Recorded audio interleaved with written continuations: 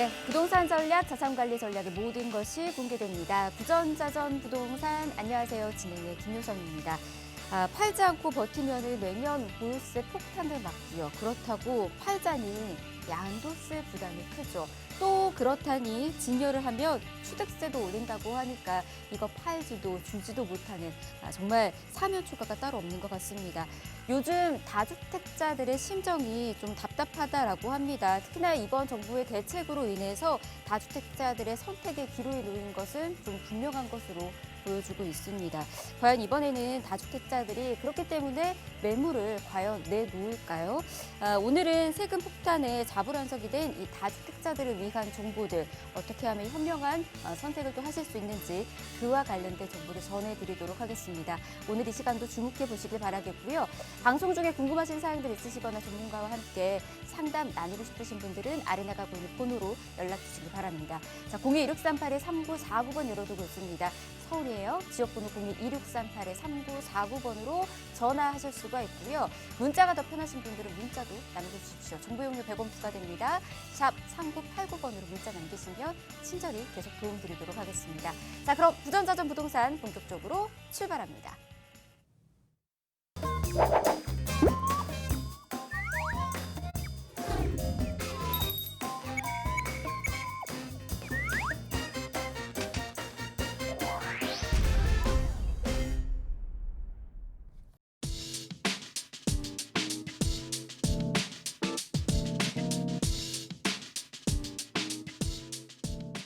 네, 부전자전 부동산 함께하고 계십니다. 요즘 부동산 시장이 정말로 대혼란에 빠졌는데 그 이유가 바로 역대급 부동산 규제, 대책 때문이지 않을까 싶습니다. 그렇기 때문에 지금 어떤 식으로 전략을 세워야 할까 막막하다라고 말씀하시는 분들도 있으시고요. 고민이 더 많다, 이렇게 말씀하시는 분도 많이 계시는 것 같습니다. 오늘 저희가 올바르게 투자할 수 있는 방법들 그리고 그 안에서도 현명하게 전략 세울 수 있는 방법들 이분과 함께 전해드리도록 하겠습니다. 함께하는 전문가 바로 소개해드릴게요. 바른길 부동산 전략 연구소 이채빈 소장 모셨습니다. 어서 오십시오. 네, 안녕하세요. 바른길 부동산 전략연구소 이채빈 대표입니다. 요즘 다주택자분들 굉장히 고민 많으시죠. 그리고 그 외에도 주택을 2개 정도 갖고 있는 분들도 점점 고민이 많이 늘어나는 것 같습니다. 부전자전에서 이런 부동산의 지식들 많이 전달해 드리고 있으니까 꼭 시청 많이 해주시고요. 강의도 알짜 정보들 많이 드리고 있으니까 꼭 시청해 주세요. 네, 오늘 이 시간도 여러분 주목해 보시길 바랍니다. 이채빈 전문가와 함께 정말 다양한 이야기들 그리고 그 안에서도 특히나 요즘 부동산 다주택자분들의 한숨이 또 짙어지고 있다라고 하잖아요. 그분들을 위한 고급 정보들까지 전해드리도록 하겠습니다. 자, 그러면 저희 바로 좀 이야기 들어보도록 하겠습니다. 특히나 요즘 다주택자분들의 셈법이 굉장히 복잡해졌다라고 하는데 일단은 세금 폭탄을 맞을 수도 있는 그런 상황에 좀 놓였다라고 합니다. 그래서 지금 현명한 솔루션이 좀 필요하다라고 하거든요. 어떤 이야기가 지금 마련되어 있는지 바로 들어보도록 할게요. 네, 고민 상담들을 하다 보면은 다주택자분들의 고민들이 굉장히 많이 늘어나고 또 2개 정도 혹은 3개 정도 갖고 있는 분들의 고민도 상당히 많은 것을 느끼고 있습니다. 그래서 요 짤막하게 5분에서 10분 정도 진행하는 요 강의를 좀 집중해서 들어보시면은 부동산에 어떻게 진입해야 되는지 혹은 보유해야 되나 혹은 앞으로 정책이 어떻게 흘러가나 좀 지식이 될 겁니다. 오늘 오늘 강의는 다주택자분들 계속 보유를 해야 할까? 아니면은 매도해야 될까? 이 고민들 굉장히 많이 하실 거예요. 그리고 이거를 증여를 하는 게 답일까? 계속적인 상승을 가져올 거라는데 어떻게 해야 되는지 기로에 서신 분들을 위해서 짧은 강의를 좀 진행을 하겠습니다. 주택 정책이 계속적으로 억압을 할까요? 억압적인 것보다는 완화도 됐다가 억압도 됐다가 이제 여러 가지 흐름들이 있는데 그런 과거에 이 비슷한 상황에서 어떤 정책들을 폈는지를 좀 보시면은 앞으로 미래가 보일 겁니다. 그래서 부동산에서 항상 얘기하죠. 과거를 알면 현재가 보이고 미래가 보인다. 그러면 투자에 큰 도움이 됩니다. 자, 그러면 오늘 강의에서 1990년 이전부터 해서 지금 현재까지의 이 정책의 흐름들을 잠깐 짚어볼게요. 일단 우리 먼저 억제가 시작되었던 노태우 정부 때의 그 흐름을 좀 잠깐 볼게요. 보시면은 노태우 정부 때는 억제였죠. 억제였는데 왜일까요? 여기에 바로 일기 신도시가 들어서기 시작했죠. 일기 신도시가 들어서기 시작하면서 공급량이 많아집니다. 200만 호. 왜일까요? 이전에 60년대부터 빌라 1층, 2층짜리들이 들어서고 또 그 다음 70년대에 들어섰지만 이 늘어나는 인구수에 공급을 하지 못했기 때문에 그렇기 때문에 일기 신도시를 지정을 해서 부동산을 투기를 억제를 하기 시작했죠. 그리고 공급을 많이 했죠. 그리고 나서 바로 김영삼 정부 때는 중립을 지켰습니다. 왜냐하면 여기에서 공급되는 공급량이 소진될 때까지 기다려준 거죠. 하지만 건설 위기가 오면서 IMF가 시작이 되었죠. IMF가 시작이 되면서 여기에서는 완화와 억제를 상반기에는 완화, 하반기에는 억제를 시작하게 되었습니다. 그래서 주택시장의 안정 대책들이 나오게 되고 건설업의 이제 활성화를 하면서 IMF를 좀 더 풀어주기 위한 이런 대책들이 나왔다라고 볼 수 있죠. 그래서 IMF가 해결되자마자 노무현 정부 때는 억제가 진행됐습니다. 왜냐하면 이 IMF 때 집을 잃은 사람들이 상당히 많았죠. 거의 3억짜리 아파트가 5천만 원, 3천만 원 했으니까 그렇게 되자마자 자가 비율이 상당히 낮아졌습니다. 그래서 저도 사실 주택을 투자하기 시작한 게 사실은 노무현 정부 때거든요. 그래서 이때의 정책들을 하면서 수도권으로 공급량을 많이 늘리기 시작했습니다. 그래서 바로 여기 이명박 박근혜 정부 때가 이제 완화가 진행이 됐는데 왜냐? 2008년도에 리만 브로더스가 생겨났죠. 그러면서 갑자기 부동산의 가격이 하락이 됐어요. 그렇기 때문에 여기에서 공급되는 물량을 소진될 때까지는 계속적인 리만 브로더스 사태의 영향을 받아서 2011년까지 사실은 많이 오르지 않았죠. 2011년에 여기 공급량이 모두 다 소진되자 여기에서부터 많이 상승을 했다고 보시면 됩니다. 그리고 여기까지 이제 계속적인 여기서 공급이 막혔기 때문에 공급 막힌 게 지금까지 현재까지도 막힌 공급으로 인해서 가격이 계속 상승을 했다고 보시면 됩니다. 그러면은 지금 여기 보시면은 과거부터 지금까지 잠깐만 좀 볼게요. 보시면은 노무현 정부 때 억제, 중립, 그리고 완화했다가 다시 한번 억제했죠. 완화했죠. 완화, 다시 억제.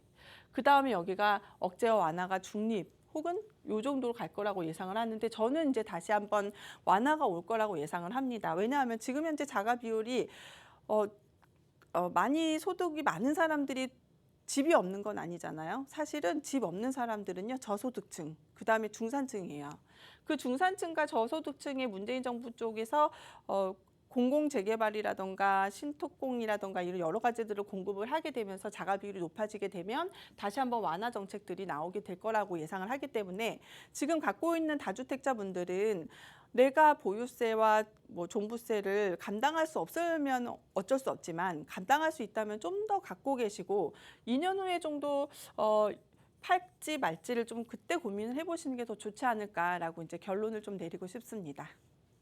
네, 부동산 시장의 흐름을 잘 안다면 그 안에서도 답이 보인다라고 하는데요. 특히나 과거 시장의 흐름을 잘 파악해 둬야지만이 현재 닥쳐 있는 지금의 상황들까지도 좋은 해답을 얻을 수 있지 않을까 싶습니다.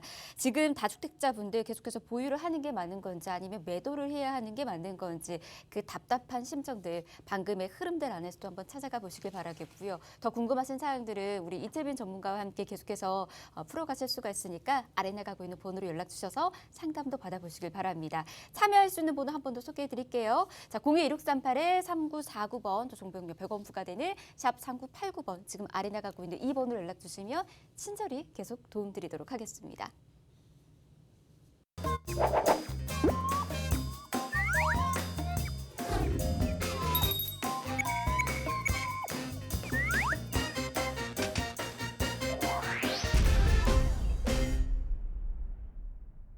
네, 부전자전 부동산 함께하고 계십니다. 이번에는 한 주간의 부동산을 흔들었었던 이슈 한번 만나보도록 하겠습니다. 이슈 앤 트렌드 지금 바로 화면 통해서 공개합니다.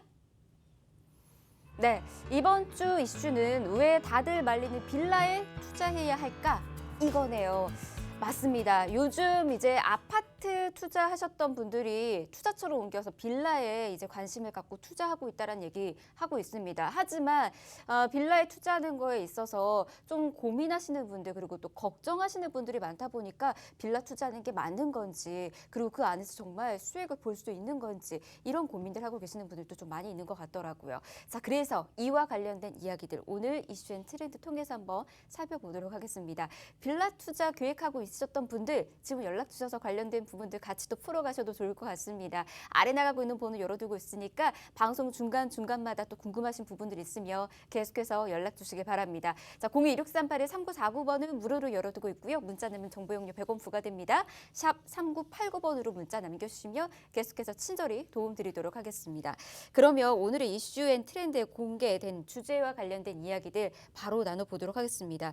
우리가 이제 빌라 투자하겠다 하면은 주변에서 좀 뜯어말리는 사람들이 좀 많이 있습니다, 소장님. 그렇죠.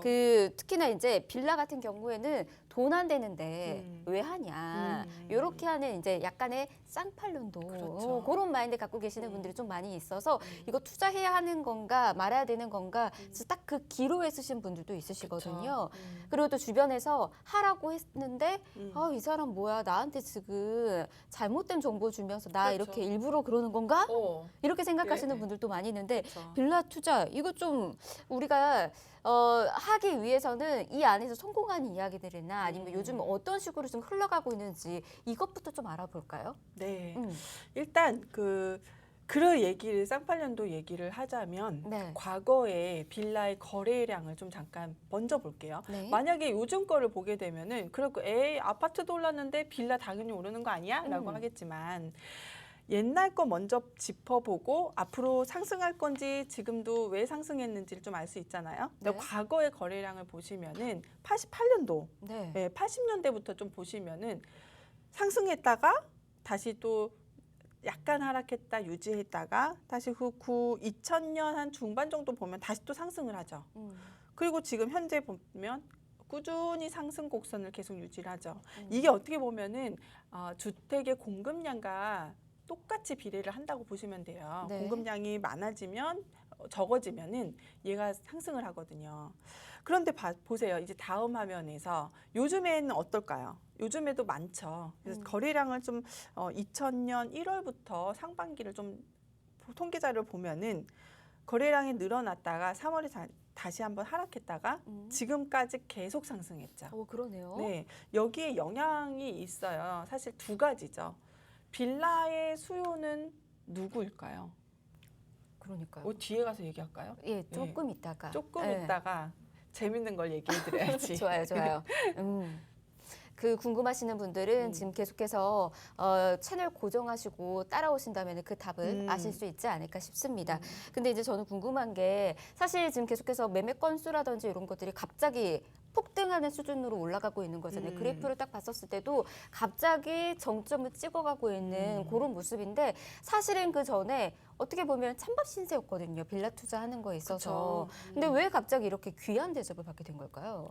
사실 그 건축법을 보면요, 네. 주택이라던가 빌라 짓는데 건축법을 보면 예전에는 그 빌라하고 빌라 사이의 간격을 1m면 됐어요.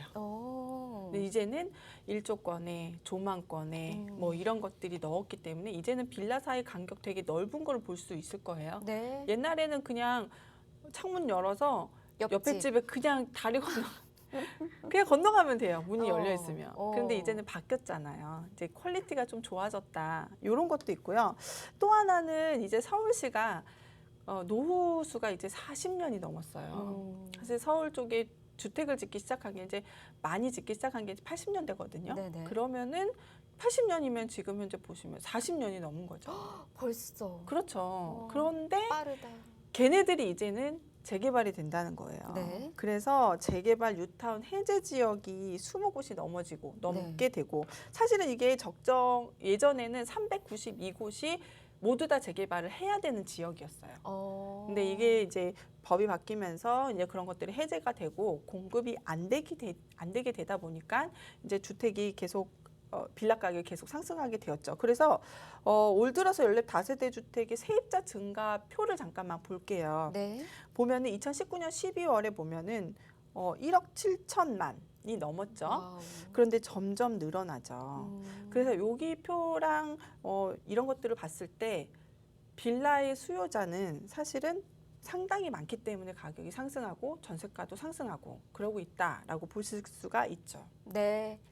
그러니까 예전 빌라 생각하면은 지금 우리가 생각하는 지금 지어지고 있는 빌라하고는 확연히 다른 모습은 맞는 것 같습니다. 그러니까 예전에는 정말 따닥따닥따닥 붙어 있어가지고 옆집에 지금 뭐 하고 있는지 밥을 먹고 있는지 아니면 뭐 들어왔는지 뭐 이런 것까지 알 만큼 정말 딱 붙어 있는 그런 빌라촌 뭐 이렇게까지도 좀 우리가 생각할 수 있었는데 요즘은 뭐 거의 아파트 단지처럼 단지형 빌라로도 많이 또 하고 있어서 이와 관련된 부분에 있어서는 많은 분들이 좀 바뀌고 있다라는 걸 우리도 좀 알게 되는 것 같습니다.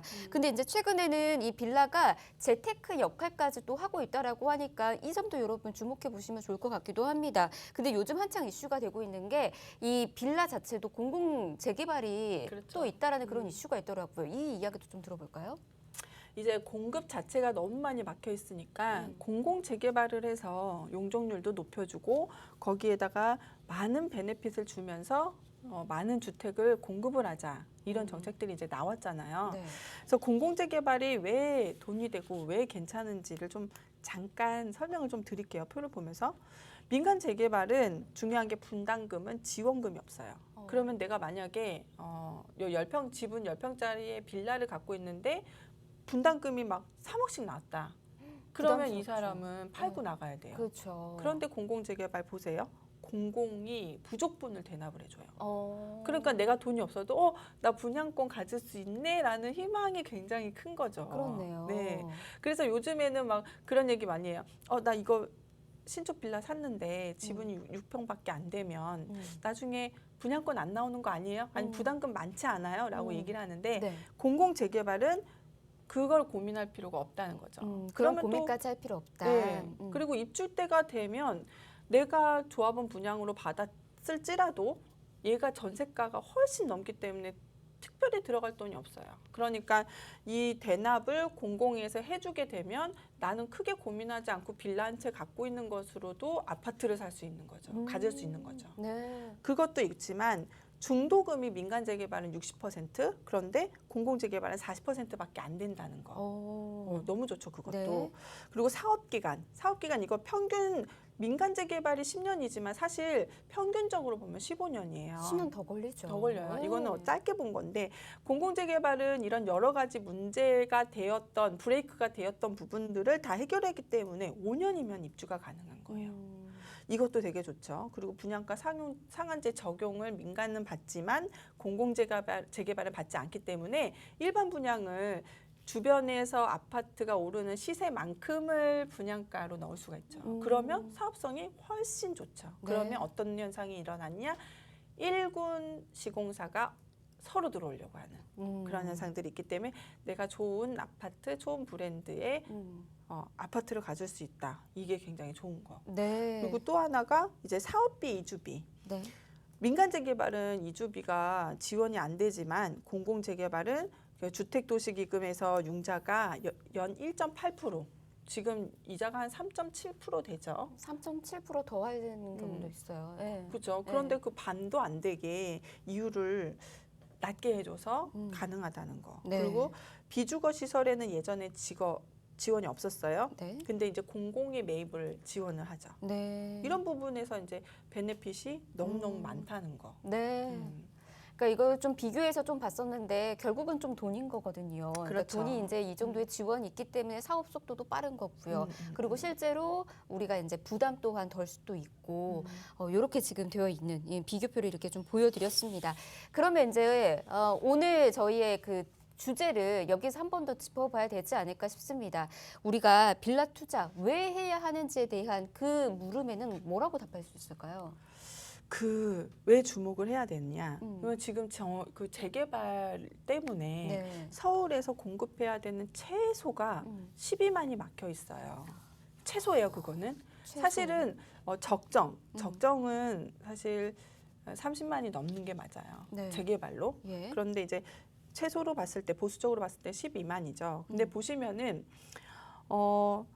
그 중간에 2020년에 보시면은 5만까지 늘어나요. 공급 예. 기회가. 예. 공급 기회가 늘어나고 적정 공급량 자체가 12만이 넘는 게 이제 보이고 또 하나 재개발 해제 구역에 서울 상위 5개 지자체 좀 볼게요. 네. 이거 보시면은 성북구가 가장 많이 이제 늘어나 있죠. 해제 구역으로. 네. 근데 영등포, 중랑구, 종로, 강동구로 이제 점점 이렇게 낮아지는데 네. 성북구와 영등포가 상당히 많다는 것은 음. 여기는 이제 반드시 재개발 해야 된다는 그런 것들을 봐야 돼요. 네. 그렇기 때문에 빌라 투자에 주목해야 되는 가장 큰 이유는 이 빌라들을 오래됐는데 재개발을 해서 주택을 공급해야 되는데 그게 10년 동안 막았잖아요. 네. 그리고 이 해제 구역들이 점점 이젠 더 이상 못 버틴다. 그래서 공급해야 된다. 그래서 나선 게 공공재개발. 네. 그래서 결국은 이 해제 구역들이라던가 막힌 공급들은 반드시 이제 빌라가 오래되거나 아니면 신축 빌라가 있지만 노후 주택들이 많은 곳들은 개발을 진행할 가능성이 상당히 높다. 그래서 이 주변으로 입지 좋은 곳이나 아니면 반드시 공급을 해야 되는 부분에다가 빌라를 투자하는 거는 저는 되게 긍정적으로 생각을 합니다. 네. 근데 제가 예전에 투자했던 지역도 사실은 10년 넘으니까 되더라고요. 근데 그때 살 때 다들 빌라를 왜 사라고 했지만 빌라의 투자는 반드시 주택 공급이 막혀 있느냐 아니면은 많이 공급이 나와 있느냐에 따라서 좀 선택해서 하시는 건 되게 현명하다 보고 있어요. 그 안에서의 이제 우리가 좀 더 살펴봐야 하는 부분들 또 유의해야 하는 부분들은 당연히 존재하니까 그런 이제 디테일한 부분들은 이제 이채빈 전문가와 함께 추가적으로 또 상담을 하고 그 후에 또 전략 세우는 것도 좋을 것 같습니다.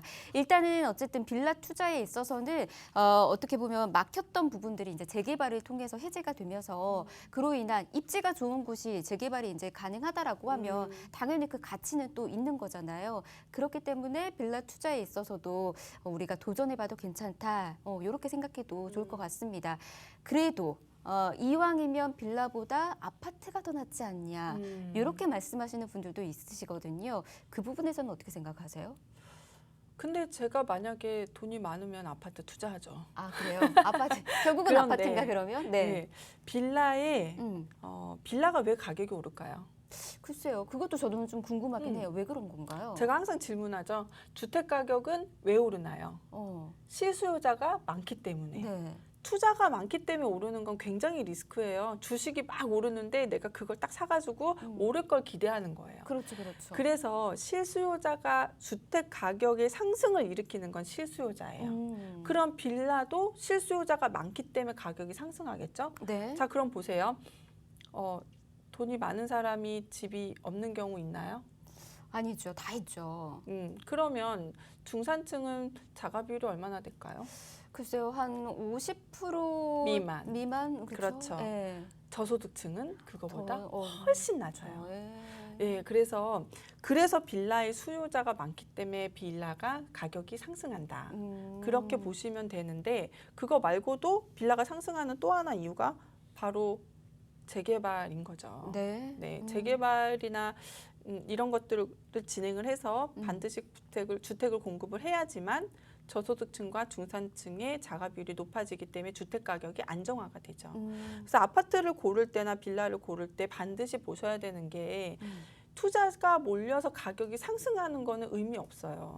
언젠가는 그거는 바로 하락해요. 근데 반드시 그 주택 주변에 실수요자가 얼마나 많으냐에 따라서 판단을 하셔가지고 투자하시는 게 가장 좋아요. 네. 내 눈에 좋은 떡, 맛도 남의- 좋고 그렇죠. 남도 사고 싶고. 맞아요. 근데 이게 이제 빌라 같은 경우에는 또 청약 경쟁률 또한 뭐 없다라는 얘기가 있던데 그것도 맞는 건가요, 그러면? 그렇죠. 빌라를 갖고 있으면은 청약 경쟁률도 없죠. 네. 그리고 아파트 대비 저렴하죠. 아파트 대비해서 저렴하죠. 만약에 대부분 아파트 가격의 한 반 이하로 빌라 가격이 형성이 돼요. 네. 그리고 아파트 가격의 전세가에서 그 주변의 아파트 전세가에서 한 20%에서 많게는 한 40% 가까이 와. 이 가격이 형성이 되면 실수요자들이 움직여요. 그러면 나는 재개발도 생각하면서 실수요자들의 위해서 나는 이걸 사고 싶다라고 하면 이제 두 가지를 같이 보는 거죠. 노후주택 수가 많은지, 네. 그리고 주변에 실수요가 많은지. 음. 그리고 이거는 그냥 내 자녀가 한 20대 중반인데 30대 중반에는 서울에 아파트 하나 가졌으면 좋겠다라고 생각하면 이제 그런 쪽으로 이제 매입을 해서 증여를 하는 것도 괜찮고요. 네. 또한 이렇게 신규 아파트 소유가 가장 그 높은 가격을 형성하고 있는 곳. 그러니까 예를 들어서 요즘에 제가 관심 있게 보는 데가 답심리거든요. 네네. 여기는 많이 올라야 되는데 왜 안 오를까? 뭐 이런 생각하고 있는데, 네네네. 근데 거기가 신규 아파트 가격이 막 11억, 14억이 넘어가죠. 오. 그러면 여기 빌라 가격 형성을 봤더니 4억 후반이에요. 아, 그렇게 갭이 커요. 네.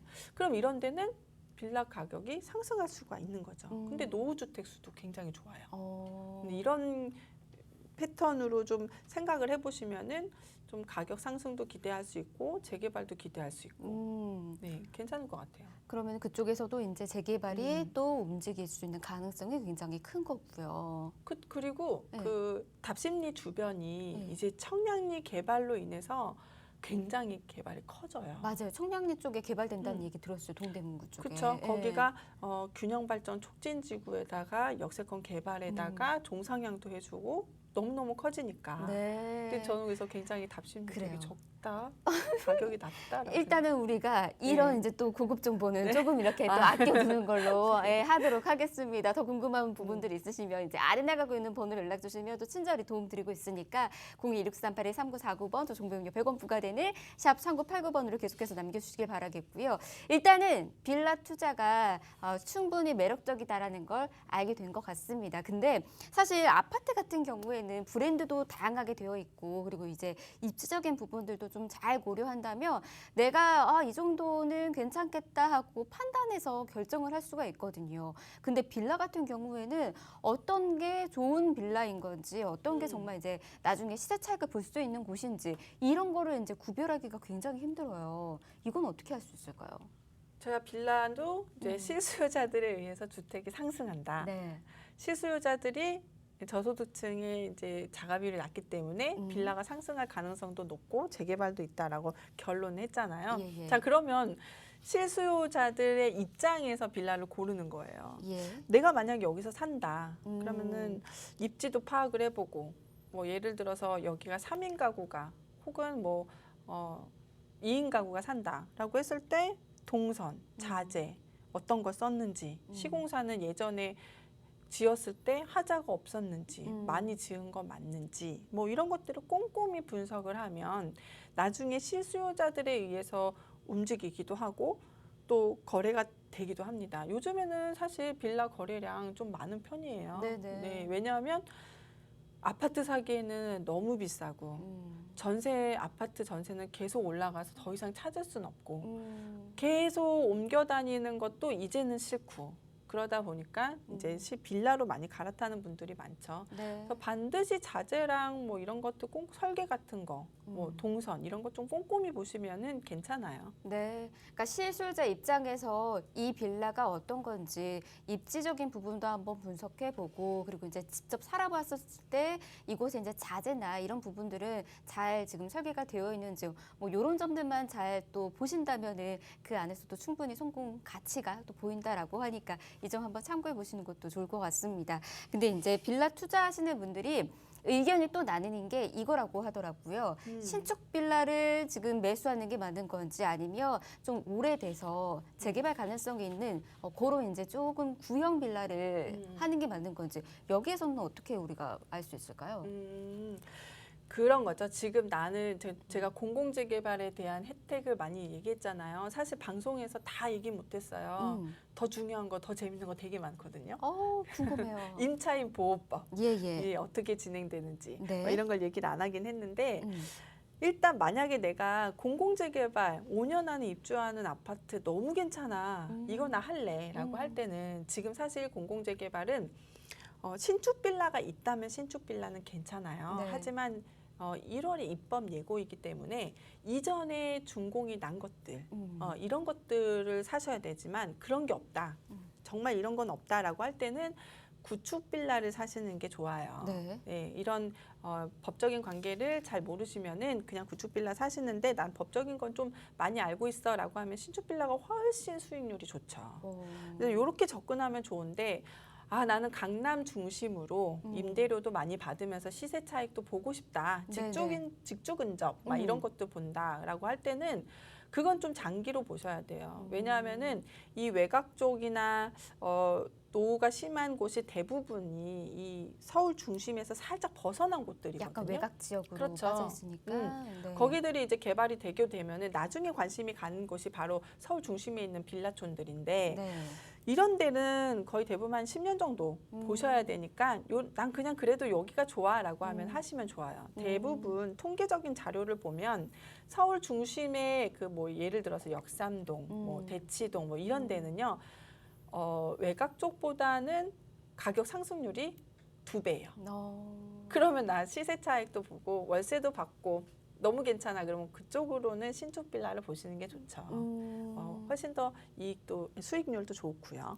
다만 이제 신축 빌라로 봤었을 경우에는 이제 장기적인 입장으로 접근하라는 거. 그렇죠. 요건 잊지 마시길 바랍니다. 이렇게 좀 더 투자 목적으로 바라보고 계셨던 분들은 일단은 구축 빌라로도 충분히 수익을 또 거둘 수 있다라고 하니까 각각의 장단점들을 좀 존중하는 것 같습니다. 이 점 알아두시고 전략 세워 나가시면 좋을 것 같고요. 일단은 이제 우리가 부전자전에서만의 매력을 좀 느끼려면 소장님의 매력을 이 안에서 또 찾아보도록 하겠습니다. 바로 가장 우리가 궁금해하는 어디에 투자하면 좋을지 어느 지역을 바라봐야 되는지 콕콕 집어주는 그 시간을 지금부터 이제는 좀 가져보도록 하겠습니다. 앞서서 살짝 얘기하려는 거 제가 좀 막았잖아요. 지금 이 시간에 이제는 좀 공개를 해야 될 것 같은데 일단은 돈 되는 빌라들이 한가득 모여있는 지역을 꼽자라고 하면 어디일까요?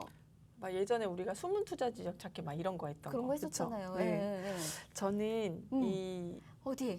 강남에 있는 강남의 상권 중심이 이제는 삼성동 이후 잠실 쪽으로 이동을 할 거라고 예상을 해요. 강남에서 잠실로. 네. 그러면 어디가 괜찮을까요? 잠실이면 바로 뭐 송북구 뭐 이쪽이지 않을까요?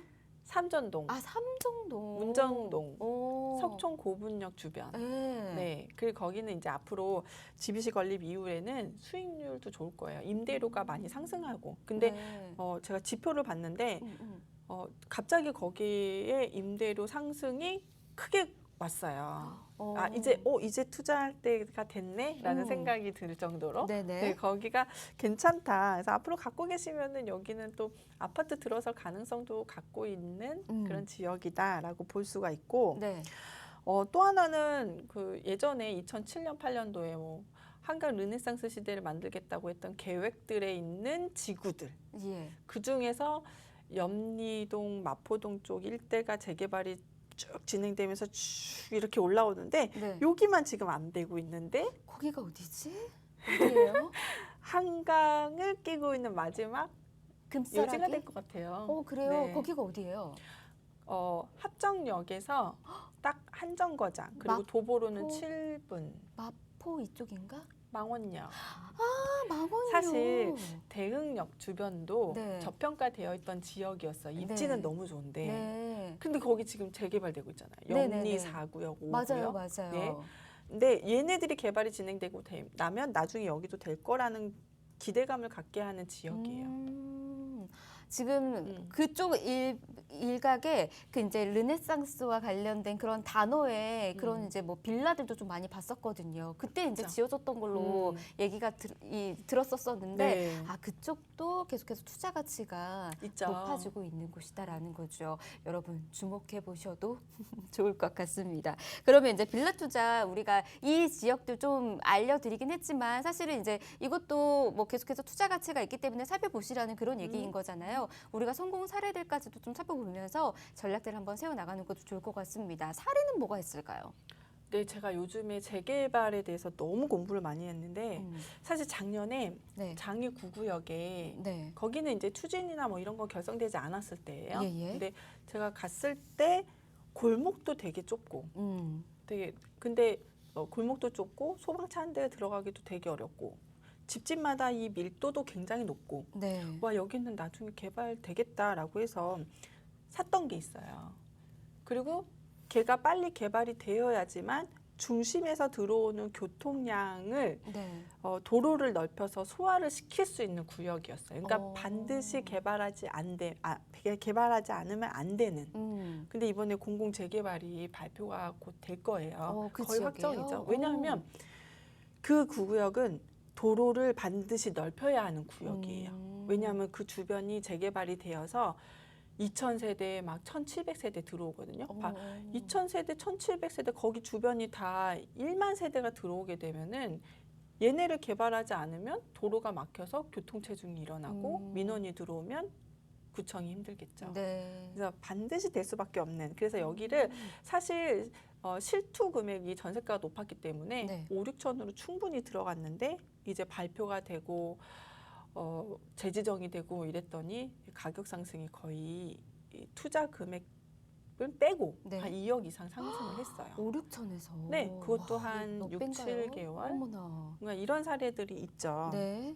그리고 15구역도 마찬가지로 소송이 들어갔죠. 이제 재지정을 해달라고 서울시를 상대로. 네. 근데 재지정 승소를 하고 신축 빌라도 이제 분양권에 대한 얘기가 나오게 되면서 여기가 이제 재개발의 흥행이 굉장히 성공했던 지역. 뭐 이런 거 말고도 신길동, 대림동, 구로동 일대 같은 데를 좀 주변을 보시면은요. 네네. 여기도 개발될 수밖에 없는 지역이다. 재개발 성공 사례들도 상당히 많고. 네. 그래서 이런 데도 괜찮다라고 보시면 돼요. 신길동은 또 재밌는 거 있어요. 어떤 게 있어요? 재개발이 많이 진행이 됐고 재개발이 진행되다가 얘네들이 가격이 상승하니까 노후도가 안 맞아요.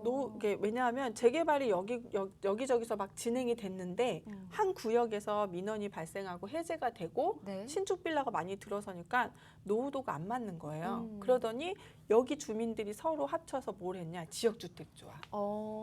그래서 성공한 데가 지금 두 구역이 있죠. 네네. 그래서 이런 경우들도 있다. 이런 것도 되게 좋은 케이스인 것 같아요. 그러니까 지금 그 신길동 일대가 그렇게 정비가 잘 되어 있는 이유가 그런 이유도 좀 한몫한 거네요. 자, 이렇게 지금 성공 사례들을 우리가 또 알려드렸습니다. 충분히 가치가 있고요. 그 안에서 우리도 잘 선택해서 전략 잘 세운다면 이와 같은 성공 사례 내 사례가 될 수도 있다라는 거 여러분 알아두시길 바랍니다. 근데 이제 빌라 투자가 좋다라고 해서 그냥 막무가내로 또 투자하시는 분들이 있습니다. 그런 분들은 이제 성공 사례에서 또 비껴나가는 거잖아요. 그렇죠. 유의해야 할 점들 뭐가 있을까요? 저는 네. 그 재개발 여긴 재개발 될 수밖에 없는데라고 하는 포인트 3가지가 있어요. 네. 이건 상담에서 알려드려도 되죠? 그럼요. 네. 그거 3개를 딱 보면 여기는 이제 재개발 되겠다라고 해서 빌라를 사고 싶을 곳이 있죠. 네네. 제가 또 투자 지역으로 보고 있는 데도 2군데가 있고요. 그래요? 네. 예, 예. 네, 그래서 그런 거고 또 하나 그냥 꿀팁 하나만 알려드릴게요. 좋습니다. 정말 사면 안 되는 곳은 길이 많이 넓어요. 주택들이 다 노후가 됐는데 길이 너무 많이 넓어. 근데 네. 이런 데는 어떤 일이 일어나냐면 재개발의 동의서를 걷기 시작하면 갑자기 건축주들이 들어와서 신축 빌라를 되게 많이 지어요. 어머. 그럼 노후도가 안 맞아서 결국은 재개발이 안 돼요. 그럼 그런 데는 투자하시면은 참 재개발 험하게 가시는 거죠. 네, 이런 것들 좀 조심하시면 좋을 것 같아요. 예, 그냥 뭐 길이 넓으면 당연히 저는 좋을 거라고 생각했었거든요. 따로 빌리지 않아도 되니까. 근데 또 그 안에서의 고충이 또 따로 있다라고 그쵸. 하니까 역시 전문가가 보는 시각은 또 다른 것 같습니다. 자, 그 외에도 앞서서 이제 투자 지역과 관련된 부분들 디테일한 정보들은 우리 이제 이채빈 전문가와 함께 상담 통해서 알아가실 수 있다라고 합니다. 세미나가 그와 같이 또 마련되고 있거든요. 이 얘기 좀 잠시 들어볼까요? 그러면 무료 상담 어떻게 진행되나요? 원래는 제가 한 달에 한 번 정도는 강의 형식으로 예. 부동산에 대한 이해를 좀 넓히기도 하고 이런 걸 해드렸는데 좀 갑자기 코로나 확진자 많이 늘어났죠. 맞아요. 네. 예. 그래서 이제는 소수 정예로 할게요. 네네. 그리고 상담 너무 많이 하면 힘드니까 선착순만 전화 주세요. 그래요. 지금 문의가 굉장히 많기 때문에 저희가 모든 분들을 다 해드리면 좋겠지만 아무래도 이제 요즘 뭐 방역이며 뭐 이런 것들 신경 써야 되는 부분들도 많기도 하고 하니 여러분들 선착순으로 진행하도록 하겠습니다. 이 안에 이제 고민 관련해서 또 있으시는 분들도 있으시잖아요. 조금 더 서둘러서 연락 주셔야지 예약이 되니까 지금 방송 보실 때 바로바로 연락 주셔서 예약하시길 바랍니다. 자, 02-1638-3949번 또 정보용료 100원 부과되는 샵 3989번으로 남겨주시면 저희가 계속해서 친절히 도움 드리도록 하겠습니다. 자, 그러면 이제 오늘의 이슈였죠. 서울에 숨겨진 투자처 아직도 있는지에 대해서 그와 관련해서도 궁금하시겠지만 왜 다들 말리는 빌라에 투자해야 하는지 이거에 대한 정리 좀 들어보도록 할게요. 네.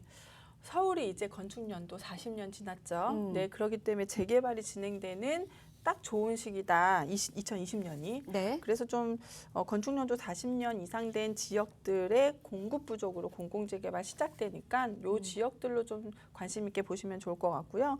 재개발 해제지와 도시재생이라고 해서 여기 재개발 안 되는 거 아닙니다. 근데 도시재생지도 중심으로 해서 빌라들을 좀 많이 공부를 좀 하셔서 진입하시면 좀 좋지 않을까라고 예상을 합니다. 네. 그리고 투자 목적을 반드시 갖고 접근하셔야 합니다. 난 재개발 아니면 나는 시세 차익과 수익을 보다가 나중에 10년 후에 강남 중심으로 아파트 한번 해볼래? 라고 하면 네. 네, 투자 목적 반드시 정하셔서 집 접근하는 게 이제 포인트라고 정리해드리고 싶네요. 네, 이 모든 게 어떻게 보면은 전략인 거거든요. 이와 맞춰서 여러분도 전략 한번 세워나가 보시길 바라겠고요.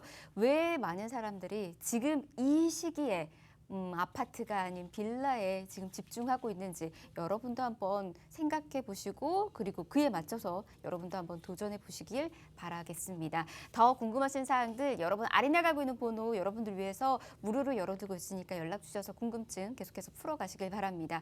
02-1638-3949번 또 정보용료 100원 부과되는 샵 3989번으로 지금 문자 나가고 있죠, 번호. 자, 이곳으로 연락 주시면 계속해서 친절히 도움 드리도록 하겠습니다. 자, 그러면 저희 이제 잠시 뒤에 여러분들의 부동산 고민까지 해결해 드리는 시간 가져보도록 하겠습니다. 잠시만 기다려 주세요.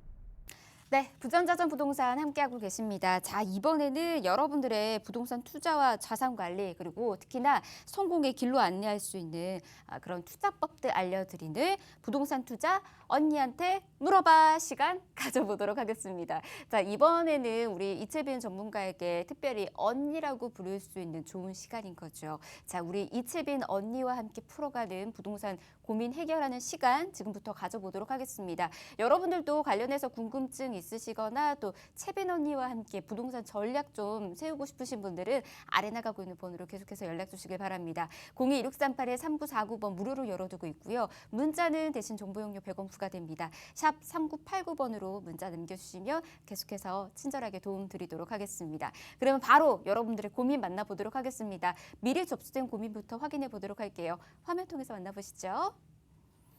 네, 이렇게 고민을 보내주셨네요. 50대 주부입니다. 재개발 해제 지역 중에서 수익으로 투자할 만한 곳을 찾다가 망원동에 있는 이 빌라를 하나 보게 됐습니다. 여기 투자해볼 만한 곳인지 물어보고 싶습니다. 이렇게 보내주셨습니다.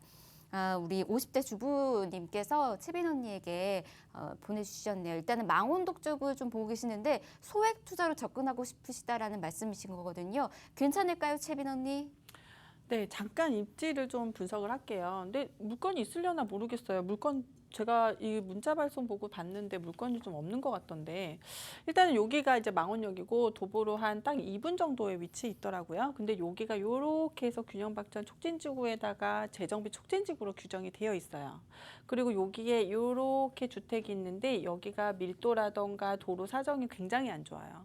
그렇기 때문에 하게 되면은 재개발이 가능하지만 아직 주체가 없기 때문에 주체가 없는 곳은 오래 걸린다 그랬죠. 그래서 소액으로 접근하기엔 굉장히 좋지만 주체가 없기 때문에 시간이 오래 걸린다라는 단점이 있어요. 그런데 주체가 곧 들어갈 가능성이 높은 부분이 뭐냐면은 이 주변이 이미 재개발로 엄청나게 개발이 되고 있어요. 그리고 현재 염리 구역들도 추진이 되고 있어 4구역, 5역 계속적으로 좁혀져 들어오죠. 이쪽에 중산 완전히 지금 개발이 되고 있죠. 그리고 여기 홍제나 홍은도 완전히 개발이 되기 때문에 양쪽으로 점점 밀려서 들어오기 때문에 여기도 개발이 될 가능성이 높고 얘는 르네상스 시대를 만들겠다라고 했던 그 구도에서 마지막으로 남아있는 구역이라고 보시면 돼요. 이 빨간 부분들이 지금 성공적으로 잘 가고 있는 것들이고 주황색들이 지금 현재 추진 중에 있는데 여기는 지금 해제가 된 구역이죠. 그래서 좀 눈여겨보시면 좋을 거라고 보시고 있고 이 르네상스 시대를 만들겠다고 했던 이 구역들의 성공률이 지금 사실 50% 넘고요. 잘 진행되고 있다는 게 큰 장점입니다. 그래서 여기는 좀 긍정적으로 보셔도 나쁘지 않다. 왜냐하면 주변이 이미 전세 가격이 계속 상승을 하고 있어요. 전세 가격이 상승하면 당연히 매매가도 상승을 하죠. 왜냐? 메세네폴레스가 성공적으로 개발이 되게 되면서 여기에서 직주 근접으로 회사의 수요자들이 상당히 많이 몰려 들어오고 있고요. 왜냐하면 상대적으로 여기가 전세 가격이 많이 상승하기 때문에. 그리고 마포구청이나 상암 DNC가 상당히 가까운데도 불구하고 아직 여기는 저기 마포나 합정의 그 전세가가 좀 낮게 형성이 되어 있기 때문에 수요자들이 점점 이 중앙으로 많이 몰려 있다. 그래서 입지를 한번 가보시면은 슬세권이라고 하죠. 슬리퍼로 신고 나갔을 때 그 주변에 모든 것이 다 있는 인프라가 굉장히 잘 형성되어 있는 그런 지역이다라고 보실 수가 있습니다. 네, 이렇게 입지적인 부분들을 좀 저희가 살펴드렸습니다. 충분히 가치가 있으니까 한번 살펴보시길 바라겠고요. 더 디테일한 정보 저희가 한 번 더 방송 끝나고 난 이후에 도와드릴 테니까 잠시만 기다려 주시길 바랍니다. 바로 다음 고민도 만나보도록 하겠습니다. 화면 통해서 만나보시죠.